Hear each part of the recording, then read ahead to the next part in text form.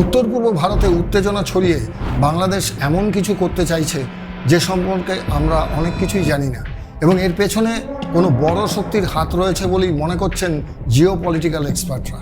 ঘটনার সূত্রপাত একটি অদ্ভুত বইয়ের প্রচ্ছদকে কেন্দ্র করে। যে বইটি পাক সেনাকর্তা এবং মোহাম্মদ ইউনুসকে ধরে থাকতে দেখা গেছে একটি বৈঠকে।